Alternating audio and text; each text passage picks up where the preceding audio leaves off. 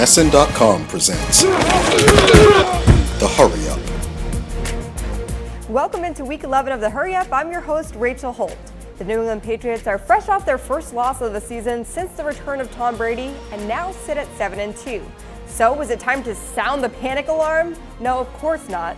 But the loss did raise questions about the state of the defense. Of course, this was their first game back since Jamie Collins had been traded to the Cleveland Browns, and the defense did struggle. So what does this mean for the team in their game against the 49ers? Mikhail Vernava and Doug Hyde have more from Gillette Stadium. Gloomy day here at Gillette Stadium. The weather really reflecting the mood around here. Pretty somber coming off a loss. Yeah, Patriots always kind of overreact to these losses a little bit. They don't happen very often, so the mood in the locker room is always very dour after a loss. Yes, and Patriots Nation, believe it or not, the team is not doomed for the season, but fans are very concerned about the Patriots defense, especially seeing them give up 31 points to the Seahawks Sunday night. But Doug, are they really as bad as everyone's making them out to be? I still have a tough time saying this defense is atrocious. A lot of things have been thrown around. Worst defense of the Belichick era, worst defense in the NFL. Neither one of those things is true. This defense isn't good. They might not even be average, but they're not atrocious. They can still win, I think, with the performance that they're putting out there each week. You know, if you look at the rankings, and stats aren't everything, but they're pretty middle of the pack in almost everything, other than points allowed, where they're still sixth in the NFL. There's a case to be made that they haven't played a lot of high-powered offenses. That's not even really that true. They played the Bengals, they played the Cardinals, they played the Bills. Bills' offense has been great. Patriots have played them twice. So I think this is an okay defense. I think they can improve, but I don't think they're necessarily atrocious.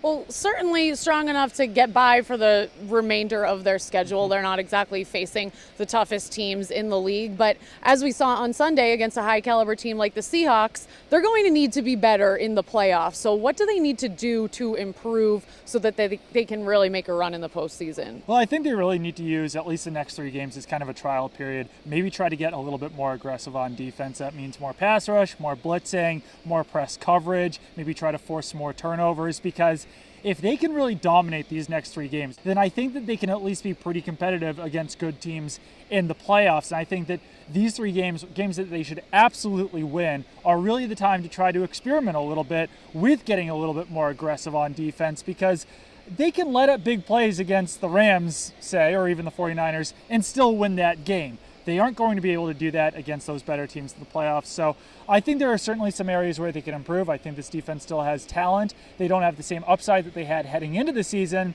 but they can still rebound to be at least an above average group. Well, might be able to get a boost against a not so great 49ers offense Yes. on Sunday. We'll see what happens. Now it's time to get into some fantasy. With 4 teams on bye this week, you're probably looking for a few players to pick up to pad your roster.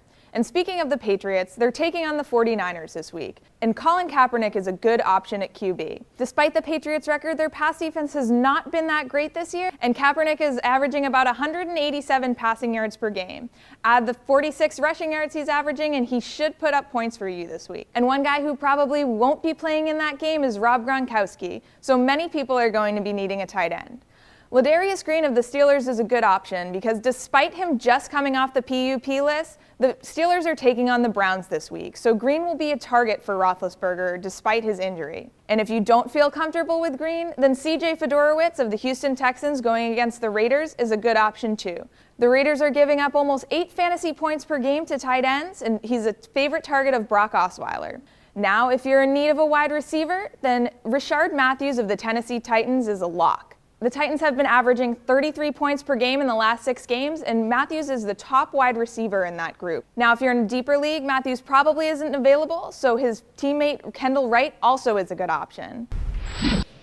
Zach, as is typical with Bill Belichick, he's really trying to talk up a 49ers team that the public probably doesn't think is very solid heading into Week 11. And one of the things that Belichick really pressed on was that the 49ers limited David Johnson. And looking at the stat line, that's not completely true. He scored 2 touchdowns, 1 on the ground, 1 through the air. But they did limit him to 2.9 yards per carry. They did limit him to under 100 total yards. So how do you kind of see the 49ers stacking up against LeGarrette Blount, maybe Deion Lewis this week? If the team limited a dynamic running back like David Johnson. I think they'd be able to do the same against LeGarrette Blount, who's more of just kind of a pound the ball between the tackles guy. You've seen Blount's numbers, his touchdown numbers have been incredible, but his yardage hasn't really been all that great the last couple of weeks. He scores a lot of 1-yard touchdowns. I think he'll still have success in the red zone there, but I think this is going to be more of a Tom Brady game. Or maybe if Deion Lewis comes back, we'll see a lot of him, but we still don't know much of that yet. Yeah, it's still pretty unclear whether Lewis is going to play or not. A lot of kind of mixed messages coming from Belichick on Lewis, where it seems like maybe he's just below LeGarrette Blount, James White on the depth chart. Maybe he's still trying to get back up to speed, but perhaps we will see him this week against the 49ers. They could use him if Rob Gronkowski can't play. We know he's healthy at least. Exactly. That's what Belichick has really said, that he's been medically cleared, so he can play. It's just a matter of when they'll actually get him in there. 49ers offensively, not very high-powered, but this is another week where the Patriots are facing a scrambling quarterback. Colin Kaepernick is back as the 49ers starter. They played against him in 2012.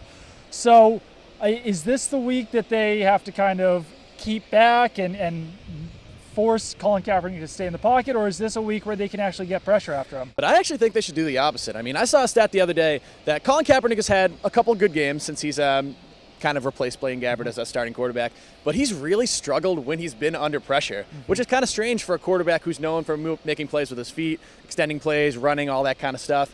But when he has time to throw, he has been a much better quarterback than he has been when he's under pressure.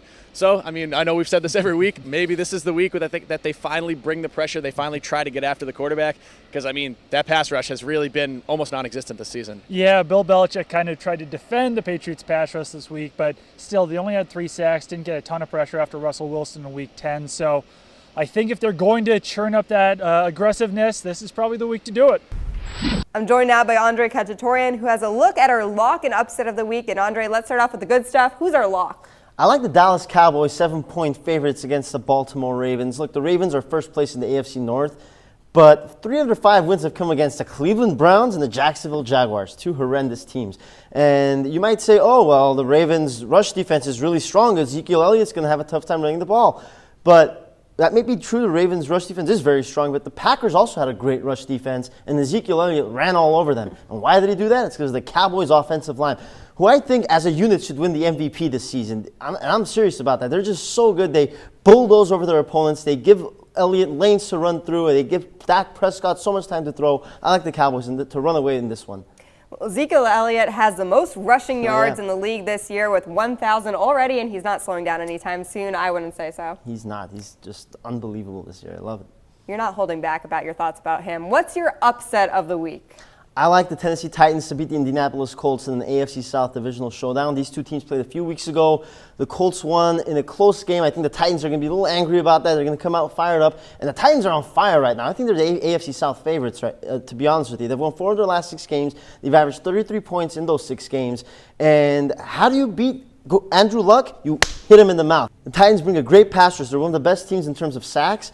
And Andrew Luck gets sacked more than any other quarterback in the league. He has absolutely no offensive line to protect him. So I like the Titans to pressure him all day, make him feel uncomfortable, and he'll make a few mistakes, and the Titans will go away winning in this one on the road. How about Marcus Mariota being voted the AFC Offensive Player of the Week this week? He's just great young talent, and bright future ahead of him. Love it. All right, thanks. You heard it here first. That's your lock and upset for the week. I'm Zach Cox, and here are my NFL Power Rankings for Week 11. We have a new number 1 this week, as the Dallas Cowboys move up from number 2 to the top spot after knocking off the Pittsburgh Steelers in arguably the most exciting game of this NFL season so far. A dominant offensive line has paved the way for rookie standouts Dak Prescott and Ezekiel Elliott, and at 8-1, the Cowboys boast the NFL's best record entering this weekend's slate.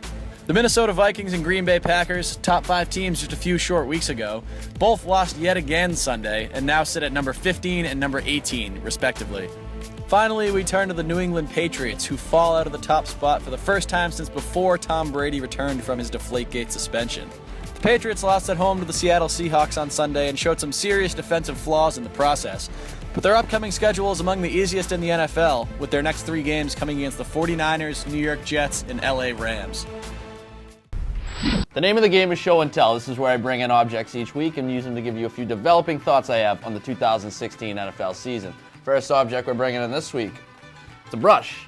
But in this case, it's a mustache, and this symbolizes Andy Reid and the Kansas City Chiefs, who are rolling right now, 17-2 in their last 19 regular season games. I got news for you, folks. There are 3 teams coming out of the AFC West this year. Probably the most stacked division in football, and the Chiefs not getting enough credit. We sit here week after week. We talked about the Broncos defense. We've talked about the Raiders offense. Well, you know what? It's time to start talking about the Chiefs. They're battle-tested. They've won in a variety of ways this year. Getting Justin Houston back. This is a good football team. I'm going to shave off the old stash there. And then we're going to bring in some Pease, as in Dean Pease, defensive coordinator of the Baltimore Ravens. Look, the Ravens started off 3-0, and I was hesitant to buy in, and my suspicions were confirmed when they lost 4-0. But after back-to-back wins, I'm starting to think that this team might stay competitive until the very end. I still think the Steelers win the AFC North, but the Baltimore Ravens, they might have the 3rd best defense in franchise history, so it's time to give it up for them. Dean Pease, nice job out there in Baltimore. And finally, we're going to slap on the old lay here.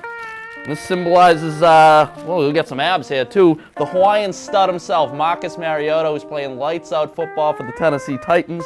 We want to sit here week after week and talk about some rookie quarterbacks, particularly Dak Prescott, and understandably so. But let's give it up for Mariota, making excellent strides in his 2nd year in the NFL, showing that he's a great pocket passer in addition to being able to run a spread offense. So let's give it up. The Tennessee Titans are, they're kicking around there in that AFC South, so let's give it up for Mariota, Hawaiian stud. Just like the abs. That does it for this week of the Hurry Up. Thanks for checking us out, and make sure to tune into some of our podcasts for more information from us. And as always, keep it locked on NESN.com for all your sporting news. Happy Week 11, everyone.